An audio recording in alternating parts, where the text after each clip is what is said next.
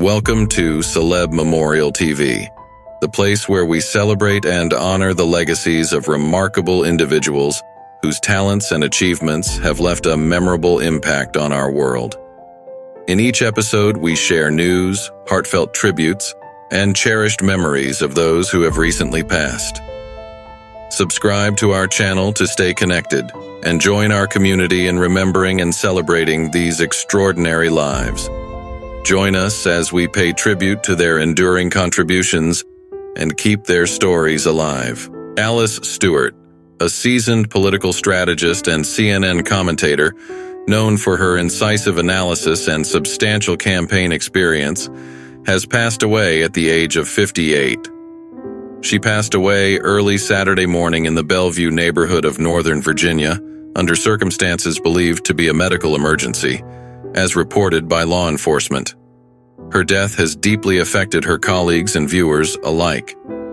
CNN CEO Mark Thompson expressed the network's profound loss, describing her as a beloved friend and a distinguished journalist whose political expertise and kindness enriched the network's coverage. Born in Atlanta, Georgia on March 11, 1966, she began her career in journalism as a local news reporter and producer before advancing to news anchor in Little Rock, Arkansas. Her political career was notably marked by her role as communications director for Arkansas Governor Mike Huckabee, notably during his 2008 presidential campaign. She continued to shape the communication strategies for several key Republican figures, including Michelle Bachmann, Rick Santorum, and Ted Cruz. Transitioning to television, she became a prominent figure at CNN as a political commentator. Her insights were particularly sought after during the heated 2016 election cycle. Alongside her television appearances, she co-hosted the podcast Hot Mics from Left to Right with Maria Cardona, offering balanced perspectives from across the political spectrum. In a 2020 interview with Harvard Political Review, she emphasized her role at CNN as a conservative voice, yet an independent thinker, priding herself on her rational and objective approach to political commentary. Her final appearance was on CNN's The Situation Room with Wolf Blitzer the day before her unexpected passing. She leaves behind a legacy of professionalism and integrity in political journalism. Her insightful commentary and dedication to factual reporting have left an everlasting mark on her colleagues and the field of political communication. Barbara Fuller, a revered figure in the early days of both radio and television, passed away at the age of 102. Known for her role as Claudia Barber in the long-running radio soap opera One Man's Family, she brought to life one of the 5 Barber children in a series that captivated listeners from its inception in 1932 until its conclusion in 1959.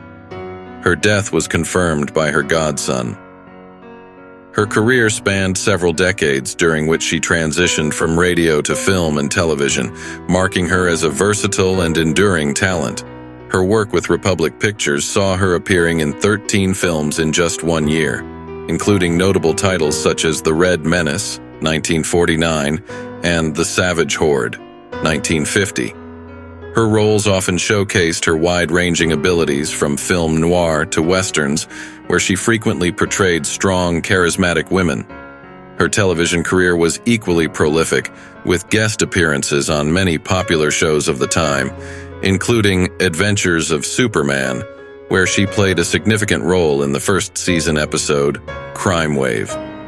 Her character was tasked with uncovering Superman's allies, leading to a memorable sequence that involved filming Clark Kent's transformation.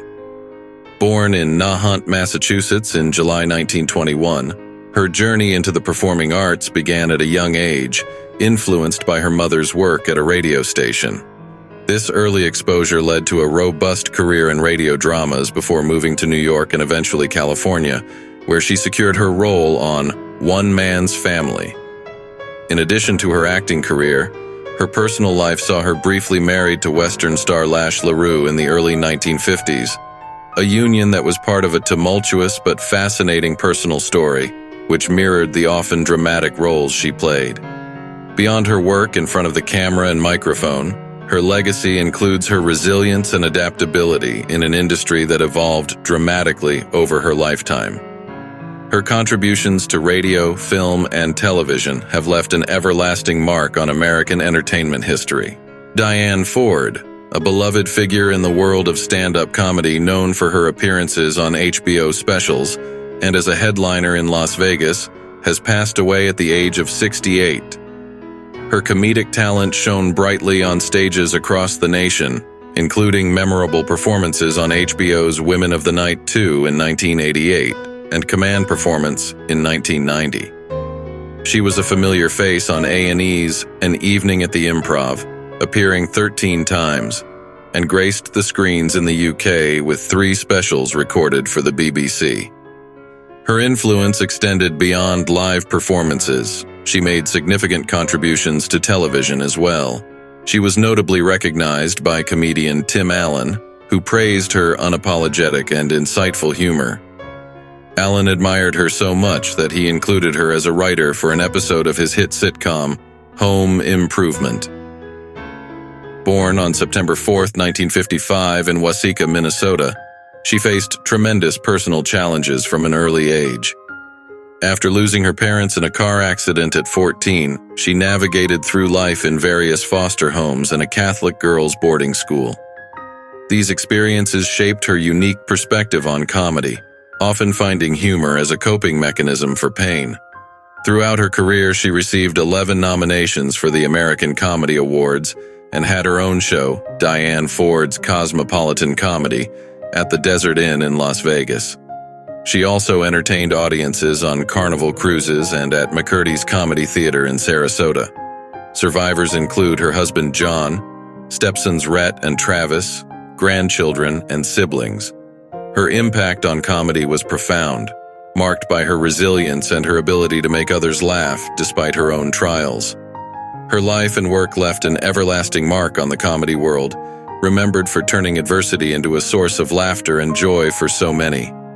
In lieu of flowers, donations in her memory can be made to the Big Cat Habitat and Gulf Coast Sanctuary in Sarasota. David Sanborn, the acclaimed jazz saxophonist renowned for his contributions to the works of iconic artists like Stevie Wonder and David Bowie, has passed away at the age of 78.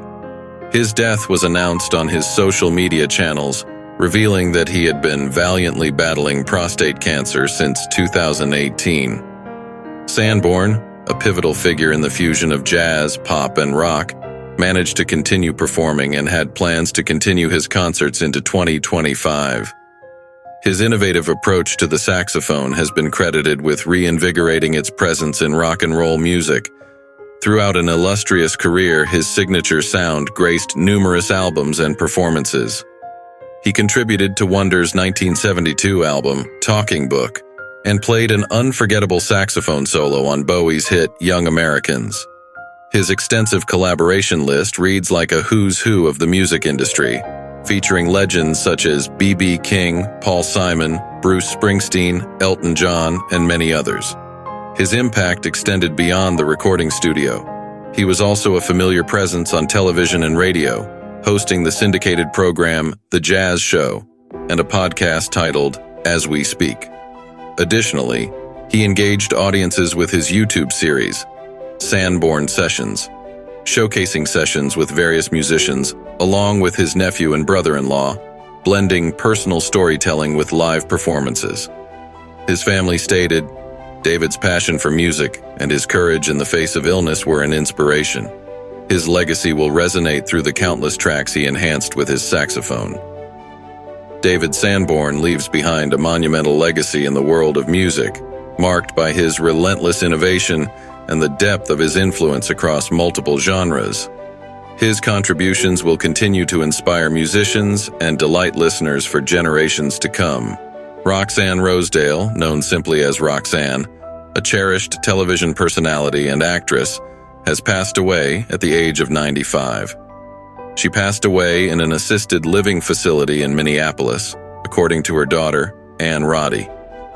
She rose to fame as the glamorous assistant on the popular 1950s game show Beat the Clock on CBS, where she captivated audiences with her charm and elegance. In Beat the Clock, she introduced contestants, documented moments with a Sylvania camera, and showcased prizes. Her appeal was so vast that she graced the covers of major magazines like Life and Look, and even had a doll created in her likeness, complete with a tiny camera and the game show's branding. Her role on the show made her a household name, leading to her doll becoming a favorite among fans, often given away during the show. Beyond her television success, she had a notable presence in film. She appeared in the 1955 Marilyn Monroe classic, The 7-Year Itch, directed by Billy Wilder. In the film, she played Elaine, participating in a memorable beach scene that spoofed the iconic moment From Here to Eternity. Born Dolores Evelyn Rosedale on March 20, 1929, she grew up in Minneapolis, where she initially pursued a career in fashion design before being drawn to modeling and acting. After finishing as the runner-up in the Miss Minneapolis Beauty Contest in 1947, she moved to New York. There, she signed with the Harry Conover modeling agency and studied acting under Lee Strasberg at the Actors Studio. Her legacy in the entertainment industry and her pioneering role as a woman in early television game shows will be remembered fondly. Mark Damon, renowned for his early acting career and later as a transformative figure in the independent film industry, passed away at the age of 91. He was celebrated not only for his performances in films like House of Usher and various spaghetti westerns, but also for his significant impact on the international film distribution sector. His acting career spanned the first 2 decades of his professional life, prominently featuring his role in the horror classic House of Usher, alongside Vincent Price. However, his legacy extended beyond Hollywood, as he became a key figure in transforming how films were sold and distributed globally. After his acting days, he moved behind the scenes, impacting the business side of cinema significantly. He was pivotal in the production of critically acclaimed films such as Das Boot and The Never-Ending Story, both of which showcased his knack for recognizing and supporting impactful cinema across different cultures and languages. His contributions were not limited to producing. He was instrumental in the development of the foreign sales and distribution sector, advocating for the potential of independent distributors to maximize film revenues more effectively than major studios traditionally had. His career as an executive producer included a roster of influential films, notably Monster and Lone Survivor, reflecting his diverse interests and ability to foster varied cinematic projects. His strategic mind helped reshape the landscape of film financing and distribution, earning him the nickname, the Godfather of Independent Films. Survived by his wife, actress Margaret Markov, his children and grandchildren, Mark Damon's legacy in the film industry is enduring. He not only left a mark as an actor and a producer, but also as an entrepreneur who redefined how movies reach international audiences. His autobiography and life's work continue to inspire many in the industry, echoing his profound impact on both the art and commerce of cinema.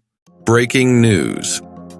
News 1. Hollywood is mourning the loss of Dabney Coleman, the esteemed actor beloved for his iconic roles in 9 to 5, Tootsie, and Mary Hartman, who passed away at the age of 92. Coleman died on Thursday at his home in Santa Monica, as confirmed by his daughter, Quincy Coleman, to The Hollywood Reporter. In a touching tribute, Quincy described her father as a man with a curious mind, a generous heart, and a soul on fire with passion, desire, and humor that tickled the funny bone of humanity. She praised his life's journey as one marked by elegance, excellence, and mastery. Ben Stiller, James Woods, John Ailes, and other notable figures from the entertainment industry have expressed their condolences and shared personal anecdotes about Coleman's profound impact, both on and off the screen. Stiller highlighted Coleman's unique ability to define an archetype in character acting, stating, "He was so good at what he did, it's hard to imagine movies and television of the last 40 years without him. The legacy of Dabney Coleman will live on through his memorable performances and the deep personal connections he fostered throughout his illustrious career. News 2. The New York Police Department has confirmed the arrest of Clifton Williams, a 50-year-old man charged with second-degree assault following an unprovoked attack on actor Steve Buscemi.